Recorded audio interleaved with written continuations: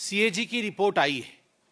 दिल्ली की सरकार किस प्रकार काम कर रही है, अरविंद केजरीवाल जी की सरकार के कामों का मुआयना controller and auditor general CAG उन्होंने किया है और वो रिपोर्ट आज पब्लिक हुई है। जब मैं सीएजी का रिपोर्ट कहता हूं तो उन दिनों को याद करिए, 2012-13। उस समय यही अरविंद केजरीवाल जी थे जो रोज शाम को सीएजी का रिपोर्ट लेकर बैठते थे। इससे पहले तो अनेकों विषयों पर सीएजी ने फोकस किया है, मगर सबसे महत्वपूर्ण विषय शीश महल है, उनका खुद का घर है। जो लोग कहते थे कुछ नहीं लेंगे, सरकारी बंगला नहीं लेंगे, घर नहीं लेंगे, गाड़ी नहीं लेंगे, किस प्रकार से दोनों हाथों से उन्होंने बटोरा है, किस प्रकार से करप्शन किया है, उसका काला चिट्ठा सीएजी के रिपोर्ट में आता है। जिस प्रकार के कंटेंट के साथ हम आए हैं, यह कोई छोटा विषय नहीं है। सीएजी की रिपोर्ट आई है। दिल्ली की सरकार किस प्रकार काम कर रही है, अरविंद केजरीवाल जी की सरकार के कामों का मुआयना controller and auditor general CAG उन्होंने किया है और वो रिपोर्ट आज पब्लिक हुई है, अखबारों में भी छपी है, मीडिया में भी विषय चल रहा है। और याद रखिए, जब मैं सीएजी का रिपोर्ट कहता हूं तो उन दिनों को याद करिए, 2012-13। उस समय यही अरविंद केजरीवाल जी थे जो रोज शाम को सीएजी का रिपोर्ट लेकर बैठते थे और इस पर प्रेस कॉन्फ्रेंस करके सीएजी के रिपोर्ट पर ही इनकी पहली सरकार शीला दीक्षित के खिलाफ, कांग्रेस पार्टी के खिलाफ दिल्ली में बनी थी। तो स्वाभाविक रूप से सीएजी कितना महत्वपूर्ण है और उसके रिपोर्ट का क्या महत्व है, वो अरविंद केजरीवाल जी समझते होंगे, ऐसा मेरा मानना है। सबसे पहले तो अनेकों विषयों पर सीएजी ने फोकस किया है, मगर सबसे महत्वपूर्ण विषय शीश महल है, उनका खुद का घर है। जो लोग कहते थे कुछ नहीं लेंगे, सरकारी बंगला नहीं लेंगे, घर नहीं लेंगे, गाड़ी नहीं लेंगे, किस प्रकार से दोनों हाथों से उन्होंने बटोरा है, किस प्रकार से करप्शन किया है, उसका काला चिट्ठा सीएजी के रिपोर्ट में आता है। अब ये अरविंद केजरीवाल जी, उनका जो डेजिग्नेटेड घर है उसका एड्रेस है 6 फ्लैग स्टाफ रोड, आप सभी जानते हैं। अब ये फ्लैग स्टाफ रोड कोई आज का मकान नहीं है, जैसे यहाँ एमपीज के मकान होते हैं, सारे एमपी मिनिस्टर इत्यादि रहते हैं, ये पुराने जमाने के मकान हैं। कभी कभी इनमें रिनोवेशन होता है, रिनोवेशन होने के बाद ये रहने लायक बनते हैं, एक स्वाभाविक प्रक्रिया होती है। मगर आपको जान के आश्चर्य होगा कि सीएजी की रिपोर्ट कहती है कि 17 मार्च 2020, 17 मार्च 2020 को दिल्ली की पीडब्ल्यूडी डिपार्टमेंट ने एक प्रपोजल दिया कि इस 6 फ्लैग स्टाफ रोड को, केजरीवाल जी के मकान को रीमॉडलिंग करना होगा। और ये रीमॉडलिंग कोई छोटा मोटा काम नहीं होगा, ये पूरा डेमोलिश करके, एक सिंगल स्टोरी बिल्डिंग थी ये, उसको पूरा डेमोलिश करना होगा और उसके ऊपर एक एडिशनल स्टोरी बिल्डिंग बना करके एक और मंजिल ऐड करना होगा और बड़े रूप से इस मकान को बनाना होगा। और ये प्रपोजल दिया 17 मार्च 2020 को पीडब्ल्यूडी डिपार्टमेंट ने, और एक दिन के अंदर ही इस प्रपोजल को मान लिया गया। विश्व में मुझे लगता है कहीं भी ऐसा नहीं हुआ होगा कि प्रपोजल आज दिया गया और आज ही मान लिया गया है, तुरंत मान लिया गया। अब मान लिया गया तो क्या हुआ, तो एस्टिमेशन होती है, कोई बिल्डिंग बनेगा, उसको तोड़ा जाएगा, नई बिल्डिंग बनेगी, तो एक एस्टिमेटेड कॉस्ट निकालना पड़ता है कि इतना खर्चा होगा। तो एक एस्टिमेशन उसका निकाला गया कि कितना एस्टिमेटेड कॉस्ट है। तो आपको बता दूं, एस्टिमेटेड कॉस्ट है 7 करोड़ 61 लाख रुपए, 7 करोड़ 61 लाख रुपए का एस्टिमेशन बना कि इतने में अरविंद केजरीवाल जी की हवेली बन जाएगी। मगर बाद में टेंडर प्रोसेस होता है, एक तो एस्टिमेटेड कॉस्ट होता है, उसके बाद सरकार टेंडर निकालती है। तो टेंडर निकाला गया तो टेंडर का कॉस्ट 8 करोड़ 62 लाख रुपए का निकला। मतलब एस्टिमेटेड कॉस्ट 7 करोड़ का हुआ और जब टेंडर निकला तो वो 8 करोड़ 62 लाख का निकाला गया। उसी में ही पहले में ही घोटाला हो गया। एस्टिमेशन आपने किया और टेंडर निकाला 8 करोड़ 62 लाख रुपए का, मतलब 13.21% टेंडर कॉस्ट आपने ऊपर रखा, जो एस्टीमेट आपने खुद किया था। अब उसके बाद अप्रैल 2022 में ये काम कंप्लीट हुआ, जो काम 2020 में प्रपोज हुआ था वो 2 साल के बाद 2022 में कंप्लीट हुआ। मतलब जब कोरोना का प्रकोप चल रहा था उस समय सारे लोग व्यस्त होके दिल्ली सरकार में ये काम कर रहे थे कि कैसे ये शीश महल तैयार होगी। तो शीश महल तैयार हो गया। अब फाइनल पेमेंट कितना दिया गया, मैंने आपको कहा 7 करोड़ एस्टिमेशन, वो 62 लाख 61 लाख हम पॉइंट वाला छोड़ देते हैं, 7 करोड़ एस्टिमेशन, 8 करोड़ का टेंडर हुआ और उसके बाद जो पेमेंट दी गई 2022 में वो है 33 करोड़ 66 लाख 66 लाख 33 करोड़ 66 लाख 33 करोड़ 66 लाख रुपीस। कहां 7 लाख का एस्टीमेट, 7 करोड़ का एस्टीमेट और कहां 33 करोड़ दिया गया है।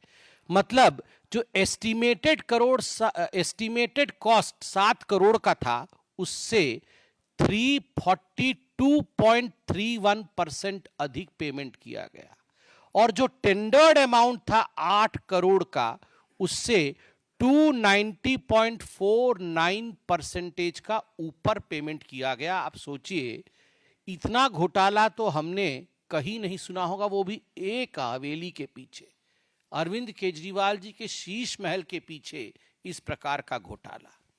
और क्या क्या इसमें घोटाला हुआ, सीएजी और क्या कहती है?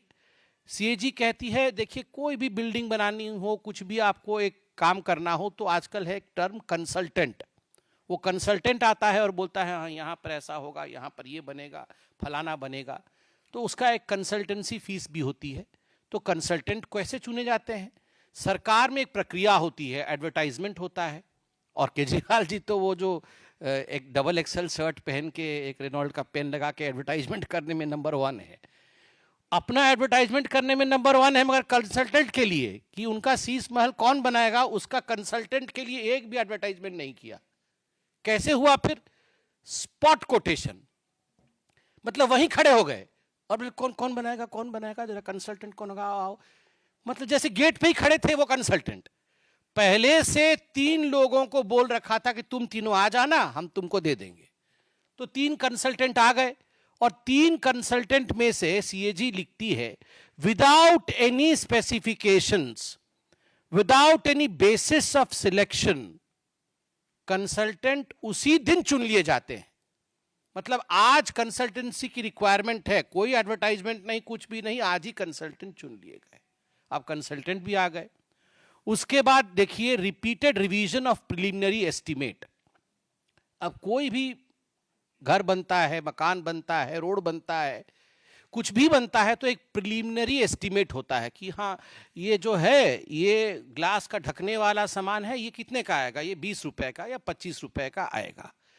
अब उसमें क्या हुआ, ये 20-25 रुपए का, चलिए ये 20 का 25 हो सकता है, 25 का 30 हो सकता है, अब 30 का 200 रुपए तो नहीं हो सकता ना। तो ये रिपीटेड एस्टीमेट, हर तीसरे चौथे दिन इनका एस्टीमेट बदलता गया जो इन्होंने एस्टीमेट दिया था।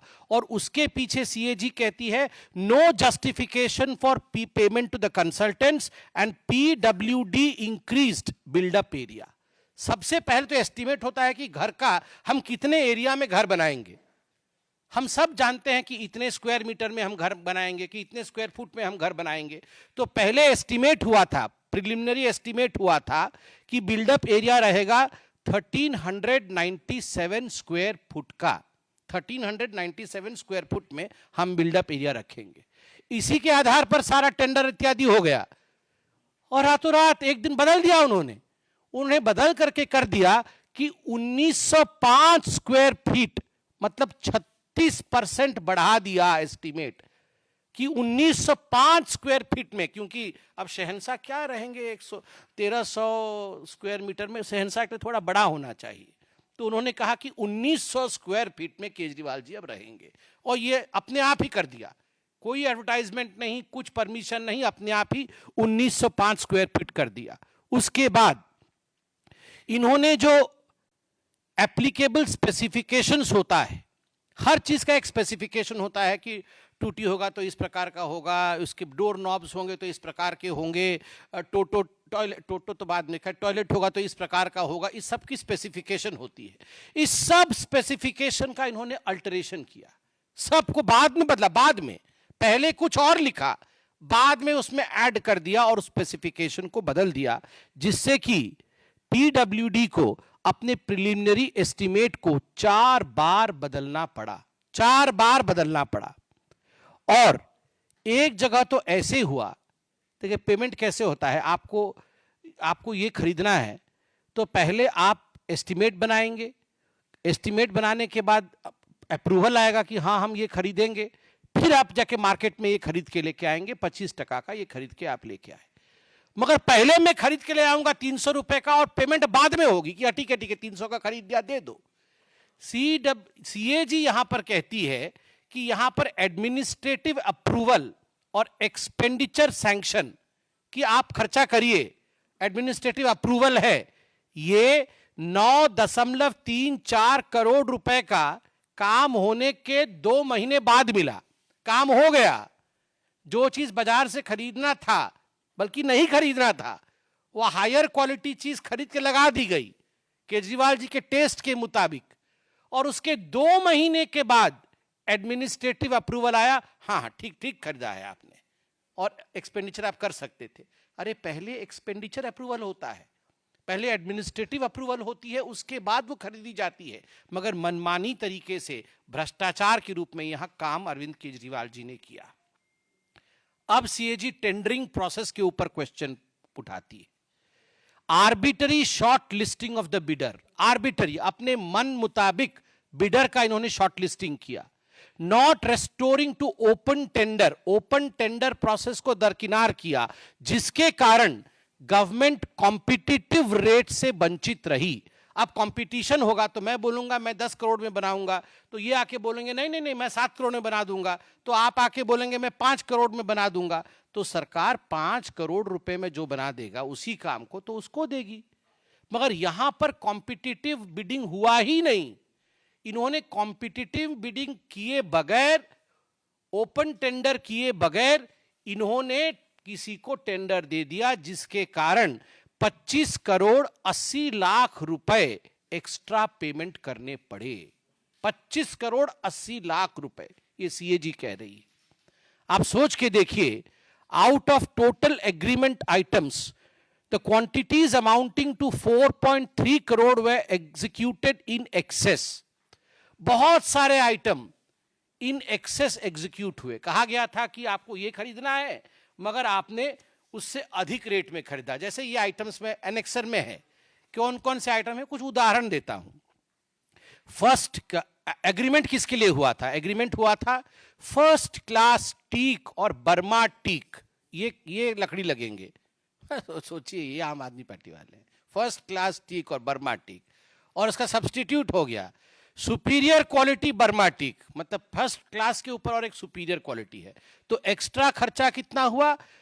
5,12,729 रुपीज एक्स्ट्रा खर्चा हो गया। अब डोर हैंडल, एग्रीमेंट किसका हुआ था?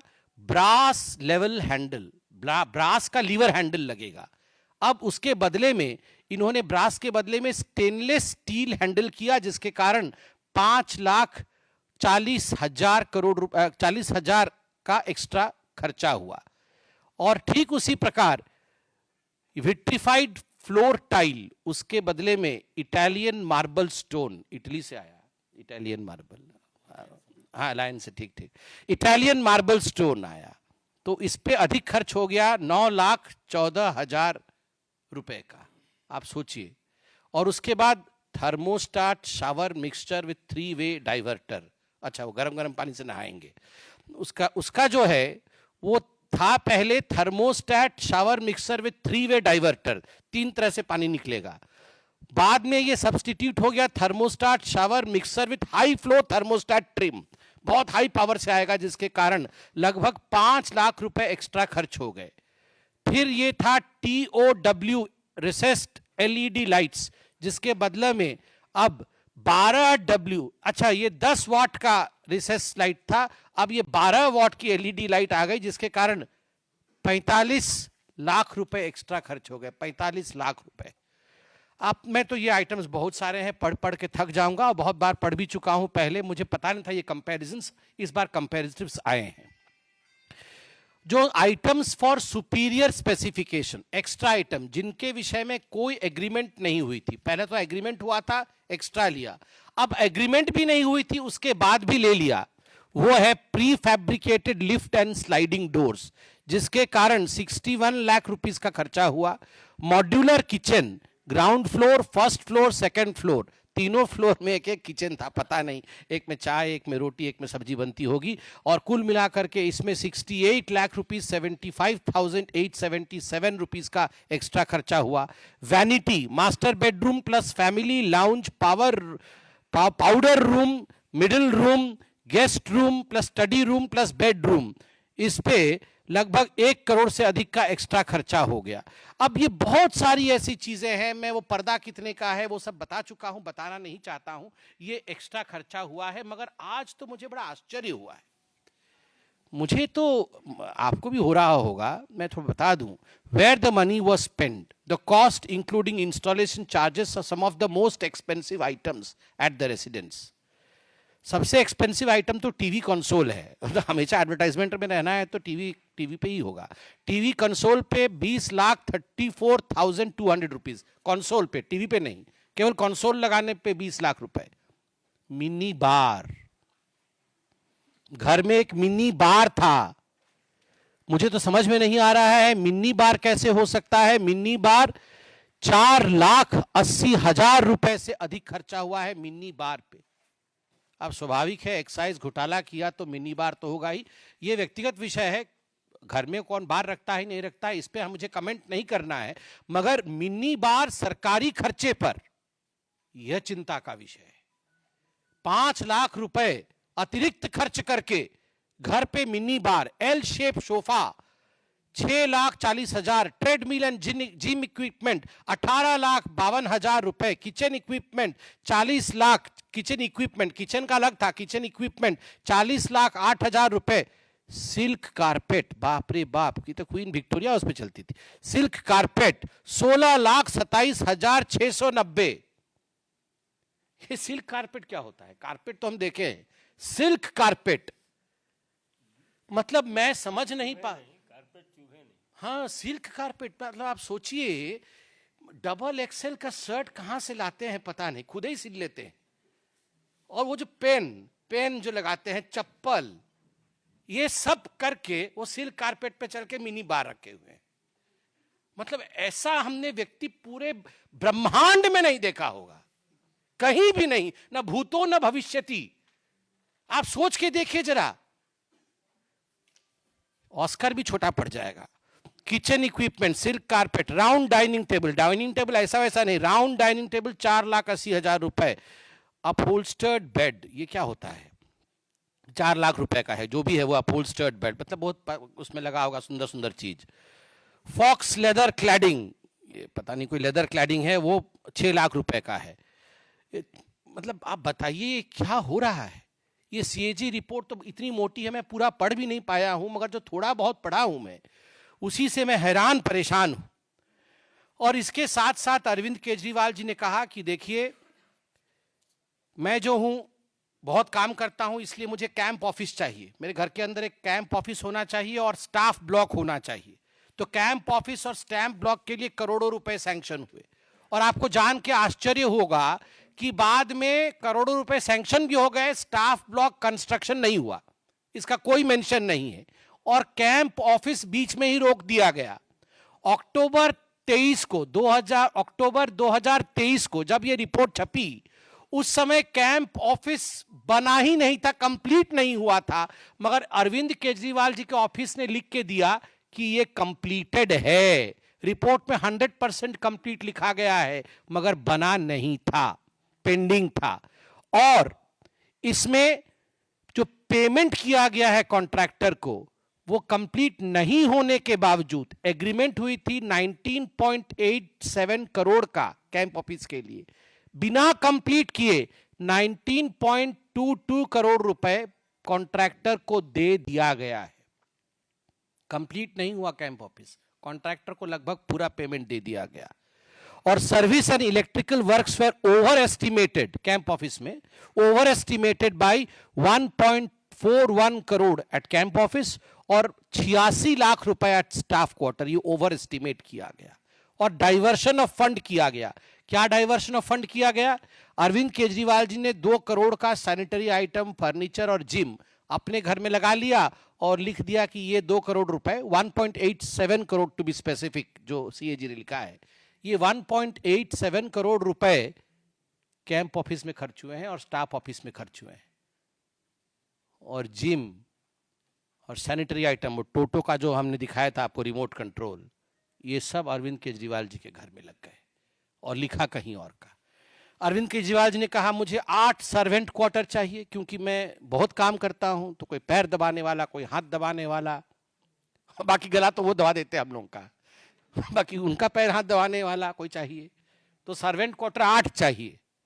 तो 8 सर्वेंट क्वार्टर के लिए उन्होंने 33 शामनाथ मार्ग में अलॉटमेंट करवाया, मगर इस सारे का खर्चा 6 फ्लैग स्टाफ मार्क अपने घर में लगवाया।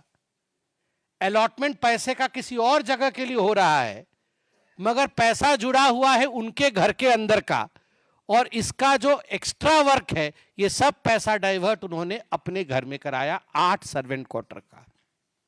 ठीक उसी प्रकार अंत में सीएजी कहती है कि डिविएशन इन एग्रीमेंट क्वांटिटीज, बहुत सारे ऐसे आइटम थे जिनमें डिविएशन होने के कारण लगभग 10 करोड़ रुपए एक्स्ट्रा पेमेंट करने पड़े हैं। ये सारा विषय आप जानते हैं, ये मोटा मोटी एक सीएजी का एनेक्सर है, मुझे लगता है आप सभी जानते होंगे, मगर उनके घर में जो बिल्डअप एरिया मैंने बताया 1905 स्क्वायर मीटर का था, जो कि लगभग 21,000 स्क्वायर फीट होता है। हम सब दिल्ली में रहते हैं तो हमको मालूम होना चाहिए, 21,000 स्क्वायर फीट बिल्डअप एरिया में केजरीवाल साहब रहते थे। 8 बेडरूम थे, 8, 1 2 3 4 5 6 7 8 बेडरूम थे, 3 मीटिंग रूम थे, किचन 2 थे बड़े बड़े, एक तो ऊपर भी था, और ड्राइंग रूम 2 थे, 12 टॉयलेट्स, एक फूल 2 माली, यहां 12 टॉयलेट्स, डाइनिंग रूम 1, टॉयलेट्स और टोटो आपको याद है, sofa set 14, table 28, chair 31, bed 3, mattress 3, curtains 12, wooden blind 6, carpets 4, flower vase, dining table, ये सब एक एक फ्लोर का है। ऐसे 3 फ्लोरों का यहाँ पर विस्तार से चर्चा किया गया है, और सारे विषय Bose ceiling speaker in all areas including kitchen, toilet, washing area and gym. मतलब बोस के सीलिंग, बोस के स्पीकर कितने महंगे होते हैं आपको पता है, टॉयलेट में भी बोस के स्पीकर लगे हुए थे, मतलब कहीं भी छूट ना जाए, म्यूजिक चलता रहे, इसलिए हर जगह लगा हुआ था। लार्ज शैंडलियर, मतलब ये जो बड़े बड़े झूमर होते हैं, वो 12 थे। 12 में पूरा नहीं पढ़ रहा हूं, एक आध मैंने अंडरलाइन किया हुआ, ऐसे बहुत सारे हैं, आप सभी जानते हैं। अब केवल इतना ही नहीं कहा है, मैं अभी आपको खुलासा करूंगा सीएजी ने और क्या कहा है। ये एडवर्टाइजमेंट बाबा के लिए, ये अरविंद केजरीवाल का नाम एडवर्टाइजमेंट बाबा है आज से। आप देखिए सीएजी ने यहां टेबुलेशन करके दिखाया है कि कौन सा प्रोग्राम है, उस प्रोग्राम में कौन सा डिपार्टमेंट इन्वॉल्व है, उसके बाद उसका एडवर्टाइजमेंट कब से कब हुआ, एडवर्टाइजमेंट में कितना खर्चा हुआ, और उस प्रोग्राम में कितना खर्चा हुआ। मैं आपको पढ़ के 3 प्रोग्राम का नाम सुनाता हूं। एक प्रोग्राम था इनका business blaster, entrepreneurship mindset curriculum programme, ये एजुकेशन डिपार्टमेंट का था, बच्चों का बिजनेस ब्लास्टर, इनके मन को कैसे परिवर्तित कर दे ताकि इनका मन एकदम एंटरप्रेन्योरियल हो जाए, ये बिजनेस करने लगे और बहुत डेवलप कर जाएंगे। तो इसके कारण इन्होंने खर्चा किया 54 करोड़ रुपया, 54 करोड़ रुपए इन्होंने खर्च किए, ब्रेन डेवलपमेंट होगा और बिजनेस ब्लास्टर के लिए। और एडवर्टाइजमेंट कितने का किया? 80 करोड़ रुपए का एडवर्टाइजमेंट किया। 54 करोड़ रुपया प्रोग्राम में खर्चा और एडवर्टाइजमेंट 80 करोड़ का। तो सीओजी ने कहा है expenditure on advertisement campaign was 1.5 times the expenditure on education department that it incurred on distribution of the seed money. No information on the final outcome of the program, that is business ideas selected for developing business models. No outcome.